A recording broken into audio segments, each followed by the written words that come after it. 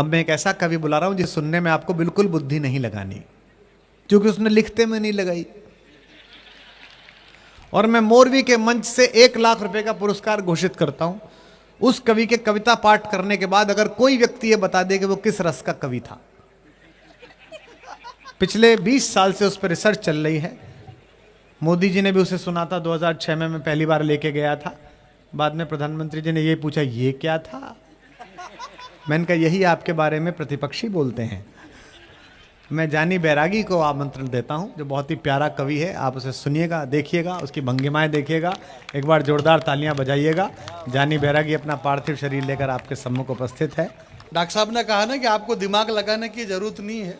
दिमाग नहीं लगाना चाहिए, क्योंकि दिमाग लगाने से दुख पैदा होता है। हाय हाय, ज्यादा दिमाग लगाओगे तो दुख पैदा होगा। विधायक जी बैठे, सांसद जी बैठे, मंत्री जी बैठे। अब अगर आप दिमाग लगाओगे तो कांग्रेस वाले दिमाग लगाएंगे तो उन्हें इस बात का दुख होगा कि उनके नेता नहीं समझ रहे उनसे। कांग्रेस के नेता कूद कूद के बीजेपी में आ रहा है, कांग्रेस वाले से नेता नहीं समझ रहे। और भारतीय जनता पार्टी वाले दिमाग लगाए तो उनसे उनके कार्यकर्ता नहीं समझ रहे हैं। इनसे तो अपने प्रवक्ता नहीं समझ रहे हैं। अरे कोई किसी से ही नहीं समझ रहे। आप हम खुद नहीं समझ रहे अभी तक है? कम से कम मैं ऐसी एक भी बात नहीं बोलूंगा जिससे किसी की आत्मा को ठेस पहुंचे। आप काम की बात बोलो ना। 2 घंटे हो गए कवि सम्मेलन चलते चलते, इतना बड़ा कवि सम्मेलन, जो बात बोलना थी एक भी नहीं बोल रहे। 2 कवियों ने कविता पढ़ ली, 2 घंटे हो गए, एक बार भी मंच पे चाय नहीं आई। कम से कम तो चाय तो पिलाओ यार। जिंदाबाद जानी। काम की बात करो, काम की बात करो। दिमाग लगाने से कोई मतलब नहीं है। दिमाग जो लगाए वो लगाए ना। आप ही के यहाँ का बेटा नरेंद्र दामोदर दास मोदी चाय वाला, ये लो जी भाई साहब। चाय वाले को नहीं रोकना चाहिए बेटा। अरे चाय वाला आदमी वहां गया 7 समंदर पार।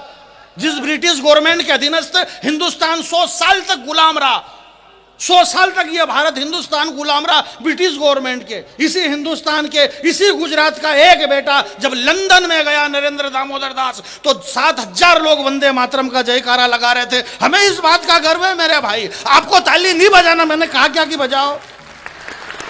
नहीं भाई, माल ओरिजिनल होगा तो मार्केट में अपने आप बिकेगा। इसमें विज्ञापन की क्या जरूरत है कि ताली बजाओ ताली बजाओ। नहीं, मैं आपसे एक बात पूछना चाहता हूं, आप क्या ताली बजाने वाले हो? भैया कौन बजाता है? भैया मेरी चाय रख देना एक अलग से। कोई ऐसी बात ही नहीं, सामान्य सी बात है। बहुत बढ़िया। अच्छा देख, यहाँ भी ऊपर है, चाय वाला अकेला नहीं आया, साथ में अपना लेके आया है। चाय वाला दिल्ली अकेले नहीं जाता, लेके जाता है। वो तो लेके क्या जाते हैं, चाय वाले तो वरिष्ठ लोगों को लेके जाते हैं। जैसे आप अपने वरिष्ठ प्रधान दुबे जी को लेके चल रहे हो, चल रहे 3 दिन से। बोले ये 3 दिन से मेरे साथ में दुबे जी। ऐसे कैसे हमारे चाय वाले, जो हमारे देश के आदरणीय प्रधानमंत्री जी, वो भी अपने वरिष्ठों को साथ में रखते हैं। जो श्रेष्ठ बड़े हैं, उनसे उम्र में बड़े हैं, उनको सम्मान देते हैं। मुरली मनोहर जोशी जी, लाल कृष्ण अडवाणी जी, सबको आगे बिठाते हैं। और आगे बिठा करके फिर इस माइक से कहते हैं वो कि भाइयों और बहनों, आज मैं जिनकी वजह से हूं, इन लोगों की वजह से यहाँ पे खड़ा हुआ हूं, और ये जहां पर बैठे हुए हैं, ये मेरी वजह से यहाँ पर बैठे हुए हैं। तो ऐसा थोड़ी सब साथ में लेके चल रहे हैं। कुछ नहीं है, मेरे को याद आ गया तो मैंने सुना दिया। पहली बार कवि सम्मेलन हो रहा, अगर मैंने सुना था तो ये डॉक्टर साहब सुना देते, क्या मतलब है? अब ये नहीं भी सुना है तो इनको क्या फर्क पड़ रहा है? इनके तो 20 लाख पक्के, हमारे तो 1 लाख तो होने। ये सारी बात है हमारे। बात ये नहीं, कुल मिलाकर के बात ये है कि भाई, हमारे डॉक्टर साहब ने कहा अभी कि ऐसे हमारे हिंदुस्तान के नेताओं की बात हम विदेश में जाकर के क्यों करें? और वाकई में नहीं करना चाहिए। जैसे भी हैं अपने हैं भाई। अगर ये सड़क खाएं, ये चारा खाएं, ये 10 करोड़ खाएं, 20 करोड़ खाएं, तो अपने हैं भाई, अपने यहीं का खा रहे, क्या मतलब है? और अपन नहीं खाएंगे तो कौन खाएगा? ये हिंदुस्तान की संपत्ति सरकारी संपत्ति है, इस पर सबको अधिकार है। आप खाओ पियो ऐश करो, बस संसद में घाटे का बजट मत पेश करो। और ये कौन चिल्ला रहा कि खा गए खा गए? ये वही चिल्ला रहा जिसको खुद को खाने को नहीं मिला। इसलिए आप खाइए, खाने में कोई दिक्कत नहीं है। मैं पीने के बारे में कुछ भी नहीं कहना चाहता हूँ। इस पीने को लेकर के बहुत सारी समस्या पैदा हुई। दुबई के अंदर श्रीदेवी मर गई, मालूम पड़ा कि पीने से मरी थी। इसलिए पीने के बारे में मैं कुछ भी नहीं कहना चाहता हूँ।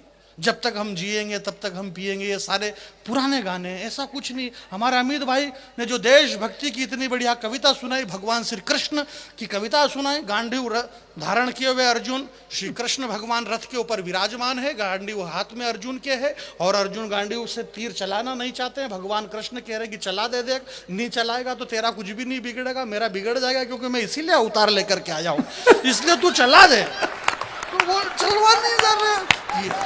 बात कुछ नहीं, गीता वीता आप दुनिया के कोई से भी शास्त्र पढ़ लो, 18 पुराण पढ़ लो, 6 शास्त्र पढ़ लो, 4 वेद पढ़ लो, रामायण पढ़ लो, भागवत पढ़ लो, गीता पढ़ लो, दुनिया में कुछ भी पढ़ लो, उसका बस एक ही सार है कि जो आया है वो जाएगा, वो जाएगा, और जो जाएगा वो वापिस आएगा। ये जो लोग इधर से आ रहे हैं ये वापस पता नहीं कब चले गए और वापस आ रहे हैं। ऐसा आने जाने का सिलसिला बस हुआ, ऐसा कुछ भी नहीं। अपन मैं आपके बीच में यहाँ ये नाम गलत छप गया और ऐसा कुछ भी नहीं। नाम जिसकी जैसी रही भावना प्रभु मुहूर्त नहीं देखी, ऐसी हमारे कुमार सर तो आजकल अपने अपने राम की कथा कर रहे, राम के ऊपर भी बोल रहे। हमारी बहुत सारी माता बहनें, अहमदाबाद में मेरी बड़ी बहन रहती है, टेंशन में आ गई, बोले आ कांताबेन तमें शू बताऊं, बोले शू, बोले आ मुंडो लटकाड़ी ने हूँ लेवाने बैठी, बोले आ कुमार विश्वास सर ने कथा उड़वाने हम मरवाने गई, बोले हूँ, बोले आ कुमार सर ने कीधो कि जिंदगी 4 दंडनी, बोले आ जिंदगी 4 दंडनी तो आ मुंडो लटकाड़वानी हूँ बात है, बोले आ मैंने 28 दिन नो टॉपअप लखाड़ी नाख्यो मोबाइल में, अब वो 28 दिन का टॉपअप बिगड़ जाए क्योंकि जिंदगी तो 4 दिन की। कुमार सर ने कहा, अगले इनके माथे आगे बोलो जिंदगी कितने दिन की, बोले 4 दिन की, बोले मेरे 28 दिन की में से 24 रुपए का क्या होगा। अगला आदमी 1-1 रुपए का हिसाब लेना चाहता है। मेरे भाई मैं आपके बीच में एक बात कहना चाहता हूं, डिजिटल खिड़की का बहुत बहुत धन्यवाद, जो एक बड़ी कंपनी इस देश के अंदर राष्ट्रभाषा हिंदी, जो कि सिर्फ हमारी राष्ट्र भाषा ही नहीं है बल्कि हमारी माँ है, इस माँ राष्ट्रभाषा हिंदी को लेकर के पूरे देश के अंदर एक बड़ा मिशन इन्होंने बना रखा है। मैं डिजिटल खिड़की को प्रणाम करता हूं, जो यहाँ मोरबी जैसी जगह में पहली बार इतने विशाल लोगों की भीड़ में इतना बड़ा कवि सम्मेलन आपने करवाया। आप चाहते तो यहाँ पर और भी कुछ प्रोग्राम करवा सकते थे, किसी फिल्म स्टार को बुला सकते थे और कोई प्रोग्राम करवा सकते थे, परंतु आपने राष्ट्रभाषा हिंदी का कवि सम्मेलन करवाया है, इसलिए मैं राष्ट्रभाषा हिंदी की कविता की तरफ से आप सबको बहुत बहुत धन्यवाद ज्ञापित करता हूं। इसमें ताली बजाने की जरूरत नहीं है, दूसरे प्रोग्राम में पैसा और ज्यादा लगता है, ये थोड़ा सस्ता प्रोग्राम था। ये कविता मैं आपके बीच में सुना देता हूँ, इधर के सारे लोग बैठे हुए विराजमान। मैं डिजिटल वालों को बहुत बहुत धन्यवाद ज्ञापित करता हूँ, बधाई देता हूँ। डॉक्टर कुमार